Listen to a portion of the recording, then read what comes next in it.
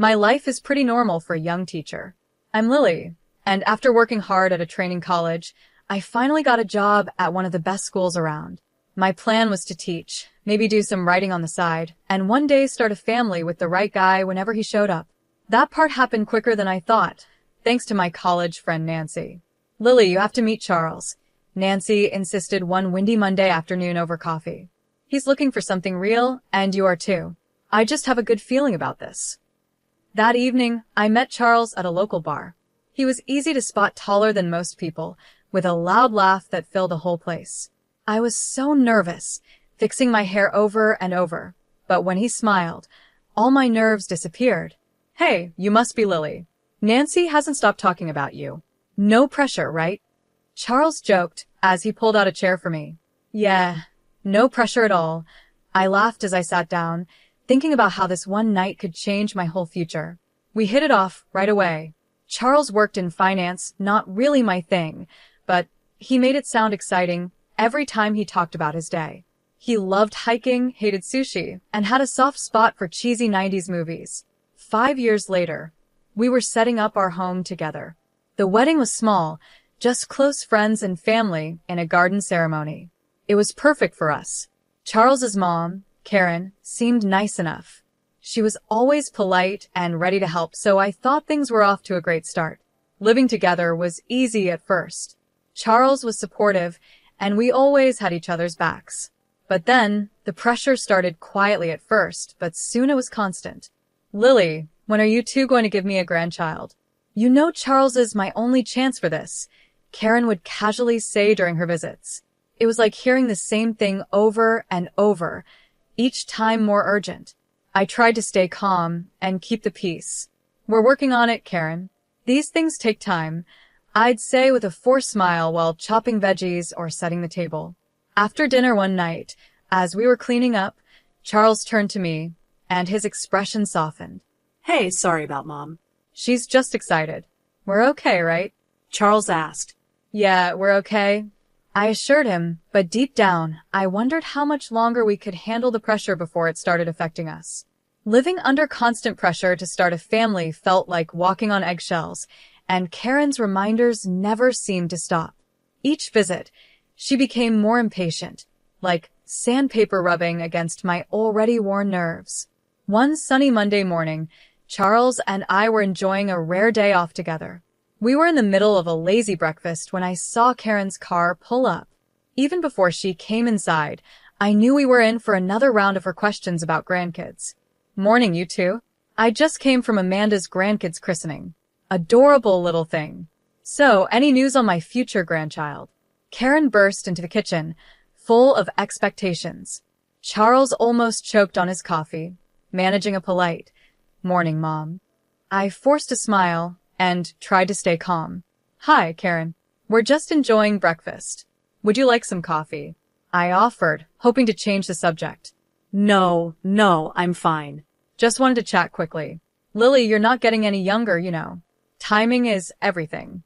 You should be more proactive, maybe see a doctor, or try those fertility treatments I was reading about, Karen said, her voice a mix of concern and urgency. I felt my face getting hot. We're capable of handling it, Karen. We'll see a doctor if we feel it's necessary, not because we're on a deadline. I snapped, louder than I meant to. Under the table, Charles gently squeezed my hand, a silent request to stay calm. Mom, it's our life. We'll take care of it. Let's not ruin a nice morning, Charles said, his voice firm but respectful. Karen let out a dramatic sigh, clearly frustrated. I just want to see my grandkids while I'm still around to enjoy them. Is that too much to ask? There's more to our lives than just having babies, Karen. We have our careers and our own plans. I started, but Charles squeezed my hand again, warning me to tread lightly.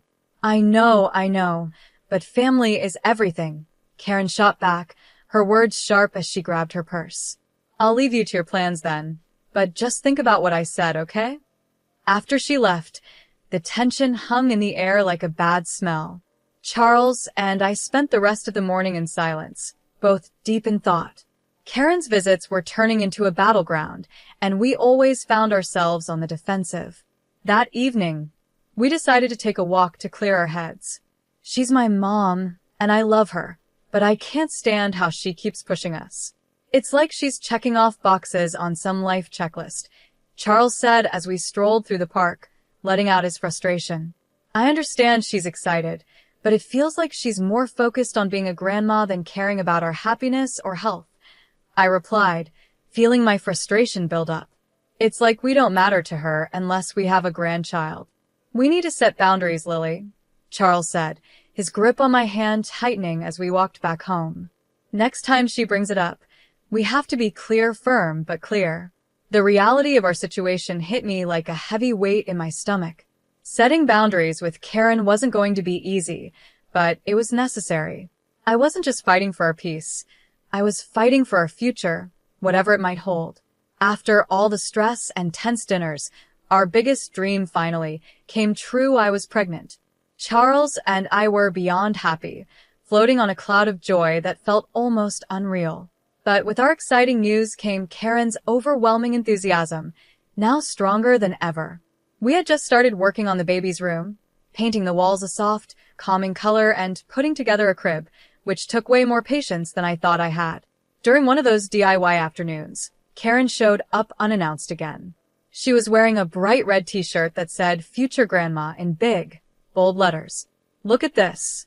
Isn't it cute? Karen beamed, stretching the fabric for us to see. I got it custom made. Karen, could we maybe not announce it to everyone yet? We're still early on, and we're just trying to be cautious, I said as gently as I could, hoping to calm her excitement without starting an argument. Oh, honey, when you've got news this good, you shout it from the rooftops. Everyone's thrilled for us. Karen's voice grew louder with each word, her excitement bubbling over like a pot left on the stove too long. The next few weeks were a blur of Karen's constant check-ins. She was always calling or dropping by, armed with old wives' tales about pregnancy do's and don'ts. She made sure I ate certain things and avoided others, fussing over my schedule and sleep. It was suffocating. Karen, I really appreciate your help, but you hovering like this is stressing me out. I finally snapped one evening after her 10th lecture about the benefits of prenatal yoga. Even after that, the pressure didn't ease, and neither did my busy schedule. Balancing my teaching job with pregnancy wasn't easy, but I was determined to keep things as normal as possible. That was until one day at school, halfway through explaining a math problem to my 5th graders, I felt a sharp pain that stopped me mid-sentence. The room started spinning. The chalk slipped from my hand, and then everything went dark. I woke up in the hospital, the sharp smell of antiseptic filling my senses before I even opened my eyes. Charles was there, his face pale and tired, holding my hand tightly like it was the only thing keeping him grounded. They had to do surgery, he whispered, his voice shaky. It was serious, Lily. You almost didn't make it. We lost the baby. His words hit me like a punch, knocking the breath out of me. Tears poured down my face, bitter and uncontrollable. I was alive, but at what cost? The doctor came in, his expression serious as he adjusted his glasses. Lily, I'm afraid the complications were severe. You won't be able to have children in the future. It was a very rare and unfortunate situation. The room suddenly felt colder, and the walls seemed to close in around me. I lay there, the weight of this new reality pressing heavily on my chest. Charles squeezed my hand, trying to offer some comfort in the overwhelming sea of grief I was drowning in. Just when I thought things couldn't get worse, Karen burst into the room, her face full of anger and desperation. She didn't even pause to see how I was doing before she blurted out, I heard what happened. So, when are you going to try again? We need to start planning. I was still hooked up to N4, the dull pain in my stomach a constant reminder of what I had lost. Karen, I can't have children anymore. The surgery. My voice cracked as the reality hit me again, cold and hard. What do you mean you can't? That's ridiculous, Karen snapped, her face turning red. She stormed out of the room, probably to find a doctor who would tell her something different, something that wasn't true. Charles held my hand tighter, his eyes full of silent apologies for his mother's behavior. Karen came back not long after, her anger even worse now that the doctors had confirmed my condition. What did they say? This is absurd.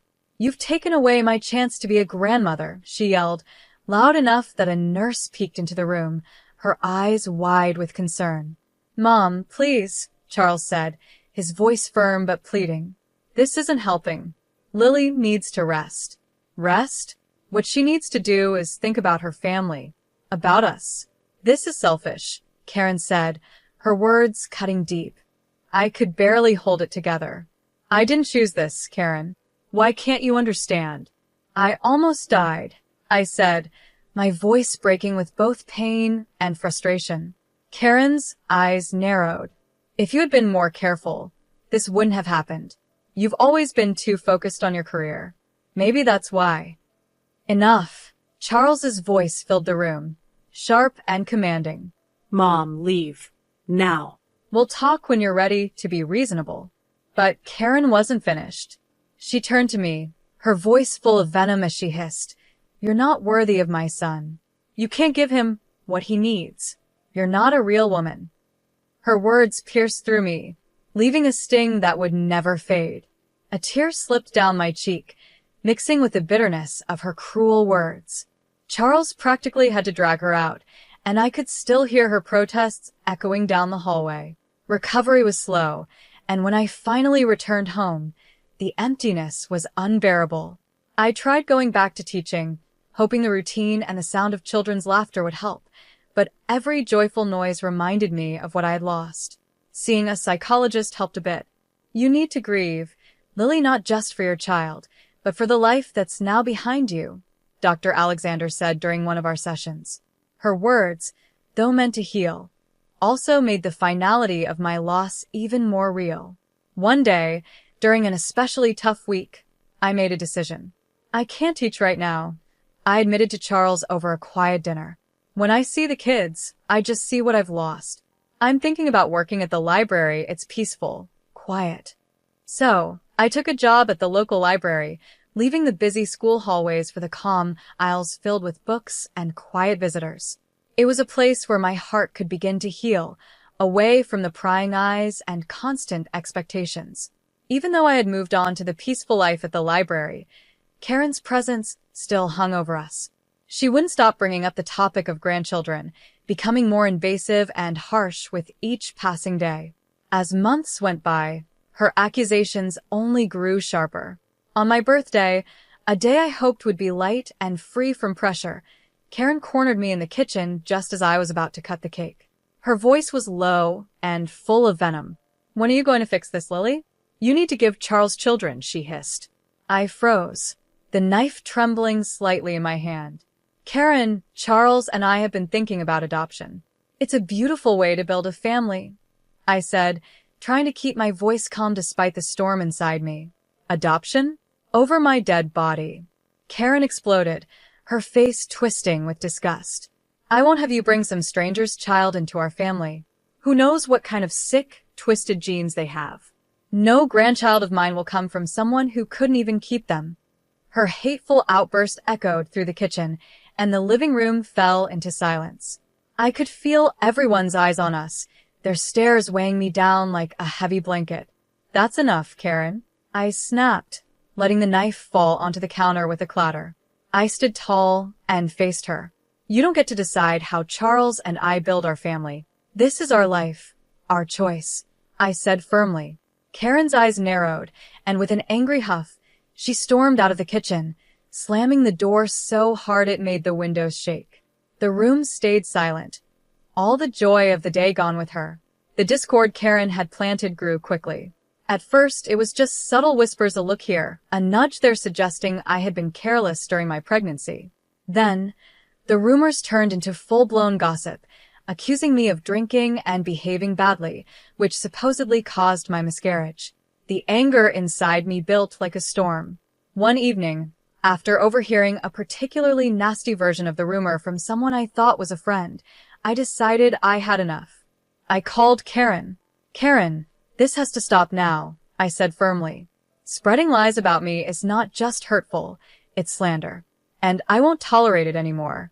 If I hear one more rumor, I'm going to the police, and I'll sue you for libel. There was silence on the other end, a quiet moment that felt like the calm before a storm. Finally, she spoke, her voice low and lacking its usual fire. "You wouldn't dare." Try me, Karen. "I'm done playing nice." After that call, the rumors stopped just as suddenly as they had started, but the damage was done. The relationship was strained, and family gatherings were now cold and formal, no matter how much we tried to pretend everything was fine. Life seemed to go back to normal, but everything had changed. Then, one morning, I opened my inbox to find an electronic postcard. The image showed a happy family, 2 parents with children playing around them, the perfect picture of happiness. But below it, in cruel, bold letters, were the words, "You will never be a mother." My heart sank, and a shiver ran down my spine. Who would send something so hateful? As if that wasn't bad enough, the attacks soon became physical. One afternoon, after returning from work, I found a box on our porch. Inside were dolls, smeared with ketchup, making it look grotesque. A note was attached, twisting the knife deeper. "This is your fault. You are to blame for losing your child." I was horrified. Each new message, each package, felt like a punch to my already fragile state. Tears became my constant companion as I struggled to understand the cruelty of these attacks. "Charles, look at this," I said one evening, handing him yet another horrible package. My hands were shaking, and my voice was barely a whisper. "It's too much. I can't take this anymore," I said, feeling completely overwhelmed. Charles acted quickly. "Our neighbor, Mr. George, has cameras everywhere. Maybe he caught something on video," he suggested. The next day, we approached Mr. George, who was more than happy to help. He played back the footage, and there, clear as day, was Karen, sneaking up to our door and leaving those awful packages. Seeing her do this was both a relief and a nightmare. "I can't believe Mom would go this far," Charles muttered, disgust all over his face. With the evidence in hand, we confronted Karen at her house. The video was paused on the laptop screen, showing her in the act of hatred. "Look at this, Mom. How could you?" Charles's voice was cold, his usual warmth gone. He pushed the laptop towards her, the hurt in his voice echoing around the room. Karen glanced at the screen, her expression unreadable for a moment. Then, without any hint of remorse, she shrugged. "She's damaged goods, Charles. An inferior woman who can't continue the family line. I did what I had to do, for you, for the family's sake." Charles stepped in front of me, protective. "If you can't accept Lily, then you can't be part of our lives. This is your last chance, Mom. Apologize or we're done." Karen's face hardened, her eyes cold. "I'm only doing this for you, Charles. She's taking you away from what you deserve." The ride home was silent, both of us lost in thought. I was crushed, the weight of Karen's betrayal pressing heavily on me. Charles was furious, the bond with his mother stretched to its breaking point. In the days that followed, Charles became unusually quiet. His cheerful nature dimmed, the tension between him and his mother weighing on him. Despite everything, it was clear he missed her. So, when we received a Christmas invitation from Karen, I agreed to go for his sake, hoping for some sort of reconciliation. When we arrived, the house was full of relatives and friends, the smell of pine and mulled wine in the air. Karen greeted us with a tight smile, her eyes darting nervously. I took a deep breath and held onto Charles's arm as we moved through the crowd, trying to stay hopeful. At first, the evening went well, with laughter and conversation filling the room. But then, in the middle of the gathering, Charles's ex-fiancée, Angela, showed up. The room fell silent as Karen welcomed her in. "As you all know, Lily can't have children," Karen began, her voice cold and cutting. "So, I think it's time Charles reconsidered his options. Angela is more than willing to take her place and give me the grandchildren I deserve." Her cruel words echoed through the room, and the silence that followed was suffocating. I stood frozen, my heart pounding in my ears. Charles's voice, low and angry, broke the silence. "Mom, what are you talking about? I didn't agree to any of this." I couldn't hold back any longer. "How could you?" I said, scanning the crowd, my voice trembling with emotion. "Karen has been tormenting me sending hateful messages, and leaving disturbing packages at our door.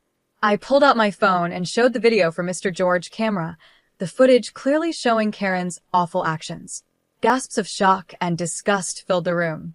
Angela, looking just as horrified, stepped forward. "I had no idea about any of this," she said. "Karen invited me here, saying we were just catching up. I'm actually engaged to someone else, and I don't want to interfere. I never wanted children, that's why Charles and I broke up." The room buzzed with whispers and stunned faces.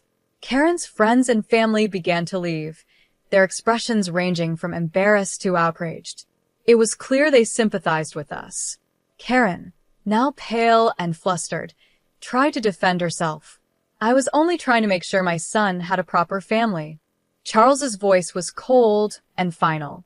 "By destroying the family you already had, I don't consider you my mother anymore. We're done." Months had passed since that disastrous Christmas, and life had finally started to settle into a peaceful rhythm. Charles and I were busy with the adoption process, focusing on the child who would soon join our family. It was a time of hope and healing, but it didn't take long for Karen to try and come back into our lives. One chilly morning, a knock at the door broke the quiet. When I opened it, there stood Karen, her eyes red, looking remorseful. "Lily, I've been doing a lot of thinking," she began, her voice shaky. "I know I've made terrible mistakes. Can we talk?" I hesitated for a moment, then said, "I'm listening," leaving the door slightly open but not inviting her in. "I've been so foolish," she continued. "I was so focused on my own desires that I lost sight of what really matters. I've hurt you and Charles deeply, and I'm truly sorry. Can we start over, please?" "Karen, after everything that's happened, it's not that simple," I replied. "Charles and I are moving forward with adopting a child. That's our focus now." I spoke with a firm voice, reflecting the resolve I felt in my heart. The mention of adoption seemed to trigger something in Karen, her face twisting as her old prejudices resurfaced. "You can't seriously be thinking of bringing someone else's child into this family." "It's wrong," she snapped. "That's exactly what we're doing, Karen, and it's not your decision. It's ours," I shot back, my patience wearing thin. "This is madness, Lily. You're making a mistake. A real family." "No, Karen, we're done here," I interrupted, and without waiting for her response, I closed the door firmly in her face. The click of the latch sounded like the final end of our relationship. Inside, Charles stood at the top of the stairs, having heard the entire exchange. "Everything okay?" he asked as he walked down to join me. "I think it finally is," I said, leaning into his embrace. "I told her we're adopting and she didn't take it well, but it's really over this time." Charles nodded, his face set with determination. "Let's make it official then."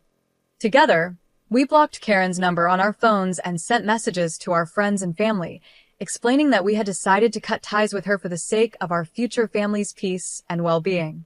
The adoption process moved forward, and with each step came a new sense of excitement and anticipation. We filled out forms, attended interviews, and prepared a room filled with love, ready for the new beginnings that awaited us. As the waiting period came to an end, I felt drawn back to my old life in the classroom.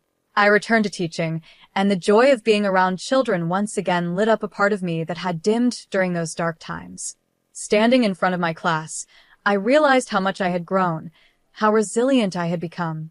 The laughter of the children echoed through the halls, a sweet sound that filled the empty spaces left by lost dreams. It reminded me that when some doors close, others open, and behind this new door was a future filled with hope and the laughter of a child who would soon call us Mom and Dad.